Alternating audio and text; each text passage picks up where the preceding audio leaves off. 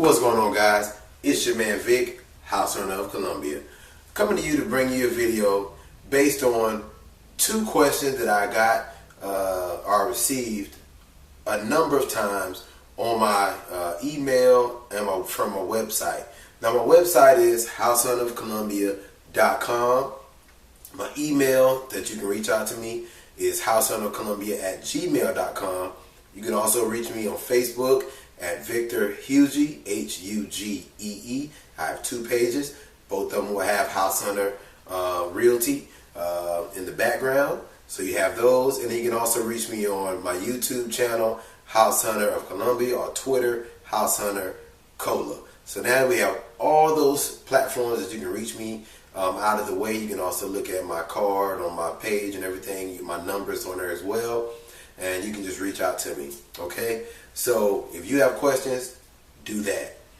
So to the two questions that were posed to me through my email and website, we'll start with the first one. The first question that was posed to me was about rent to own. All right. The question was roundabout like this. What do you think about rent to own homes? Or is it something that is beneficial or not? Here's my opinion, and I will also give like the information on it. But my opinion is it's not a good thing to do if or depending on your situation. Here's what I mean by that. If most people that are doing rent to own, they're doing it because they are not able to purchase a home at that moment because of credit. They have credit restraints at that time. So with those credit restraints and not being able to purchase a home, the next step is, well, I don't want to rent anymore, but essentially you are renting, but I do want to own a home. So you're going to rent that home to eventually own it after a certain amount of time. The problem is you still need to have good credit to own the home. Rent to own does not mean rent for a certain amount of time and then the person that owns the home will say, okay, you own it now. It doesn't work that way. How rent to own works is like this. You'll get a contract from the person that's selling the house or has the house for rent to own. And ideally, usually they'll do a contract 3 to 5 years to say within that time frame, you need to have your credit to where you can own this home. The lender still owns the home. It's almost like having a car saying that's my car, when really it's still, if you have a lien on the car, it's the lien holder's car until you pay it off and actually own it. A house is the same way. Yeah, you own the home, you own the equity in the home, but you don't actually own the home. The lien holder still owns that home until you pay it off. So they are not going to let just anybody come and own your home because they may not be credit worthy. They may default on the loan, especially if they've had past history of bad credit or not paying bills. So with that being said, when you do the contract for the person with the person that is selling the house or trying to do a rent to own, I'm going to go over the pros and cons for them and the pros and cons for you. But when you do that contract, it will state that, in 3 years, your payments will be X amount of dollars, and you need to have credit that is good, and then we'll go back to the lender, see if you'll be approved through them for you to take over ownership of the home, or you can go through another lender that will approve you to purchase that home, and you'll go through the whole home buying process. But irregardless, you have to be approved for a loan. Okay, so the pros to the person that's selling the house is this. It helps them. They probably had their house listed on the market. It did not sell, and because it did not sell, they're trying to do either a for sale by owner or a rent to own or a common or both. They may be willing to do both. So whoever comes first. So if you're trying to do rent to own, they're like, cool. We couldn't afford to go get another house, or we didn't have enough income to debt ratio to where we can go get another house and still just have this house sitting here and that does take a lot of money. You're still paying on the mortgage here and the mortgage there. So now somebody comes in, they're willing to pay our mortgage, and then now we can move out and get this house that we wanted to have in the first place. All right, so that's what helps them. You help them move out, and you're paying their mortgage.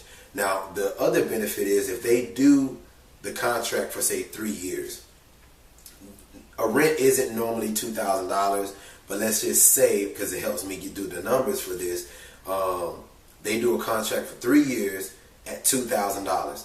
$1,750 is the actual rent price. So $1,750 will go towards the rent.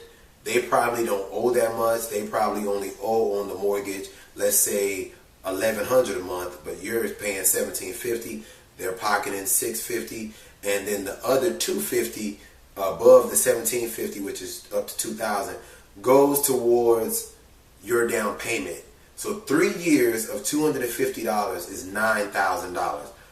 That is essentially helping you. That is a benefit to you as the person going to do the rent to own, because you're basically saving money over time to pay your down payment, even though you're paying a high rent, but they are putting money aside for you.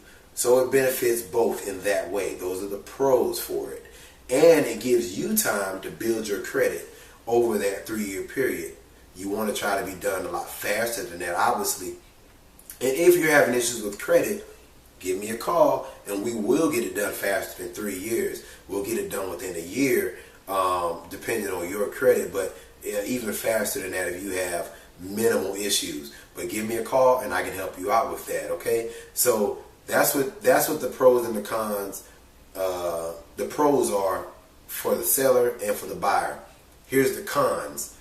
The person that is selling the house, the con for them is, you may say, I don't want this house now after a year, or after the 3 years is up, I don't want it.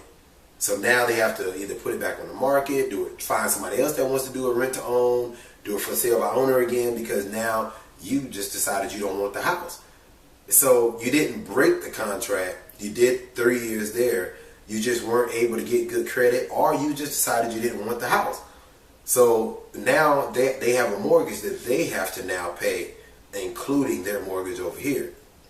So that's the con for them. The con for you is this: you're going to lose that money. That $9,000 that you put away, you lost it, because if you don't follow the contract and purchase the house, you now lose the house. So lose the down payment, lose the money that you put into the house, which was all for naught.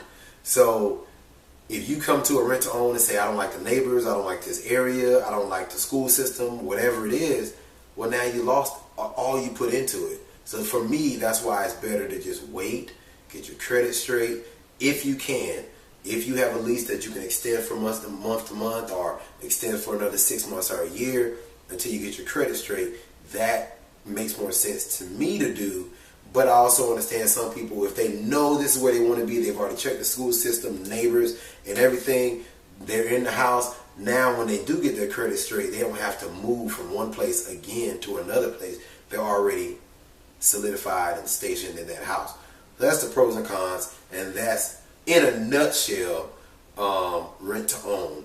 Who it can benefit, how it can benefit, and why it can benefit you or not. Okay? Now, to the process of buying a home. The very first thing we want to do in the process is very simple. Come a little closer. Get your pens out. Listen to me. Get ready for this. Let me get a little closer to the camera. Call me. That's all you got to do. Call me, email me, inbox me, do whatever you need to do, but contact me. That is step number one. Very easy. Once you do that, congratulations. We're going to get here to closing day. All you need to do is call me. That's step one. I have some little drawings on here. Don't judge me. I'm not Picasso. I just drew a phone that doesn't really look a phone. I wrote an F in a box for like social media, Facebook and stuff. SMS, you can text, email, whatever. So that's step one. Contact me. the official step number one, guys, is the pre-approval. That's the most important thing in this process, is getting that pre-approval. Don't be out here looking on Realtor.com and Zillow and everything like that, trying to find houses. Don't get an agent and think we're just going to go looking for houses, but you don't have a pre-approval, because it doesn't benefit anyone. The reason it doesn't benefit you is you may be looking in the range of $200,000, but you only qualify for $150,000. You may be looking for a house at all, period, and may not be qualified at all. So you just want to make sure you're pre-approved before you start buying. Or, obviously you want to make sure you have money in the bank before you go in the store shopping. That's why you want the pre-approval. Okay? So with the pre-approval, I have a little drawing with the bank up here. It's a money symbol. That's my lender. And we'll get you with that lender, find out where you stand, and find out your debt to income ratio, find out how much you can afford, and go from there. Once you're pre-approved, we're on to the process of finding a house. Now, the process of finding a house, we're going to find out the area you want to live in, how many rooms, if you want a master bedroom, downstairs, upstairs, an in-law suite, do you want a porch, a basement, all those things. Whatever you want, we'll find it within your price restrictions. Okay? So the more money you have on your pre-approval, the more options you have available to you here at the finding a house option. But if the lower you have, you kind of gotta let go of some of your needs or your wants, and just think about the things that you do need. Okay? Now, this is a magnifying glass that looks like a mushroom or a tree, so no shade, guys. That's not a shade tree. That's a magnifying glass look for a house over houses. So anyway, moving on. Put an offer in. After we find the house you want, we're going to put an offer in. That offer, when we put that in, a lot of it has to do with your agent, myself, using statistics and some expertise and things that are around the area to find out what offer is best or suggested to put in, and then we'll put that offer in. If the house is listed at $150,000, guys, I do want to say this real quick, full disclaimer. I know you guys watch HGTV and all these different shows and things like that. It really doesn't happen like that in real life. That's TV. So if you see a house that's listed at $150,000 and you come in looking at Zillow's Zestimate or whatever and thinking, oh, that house is only worth $130,000 or whatever, that may not always be the case.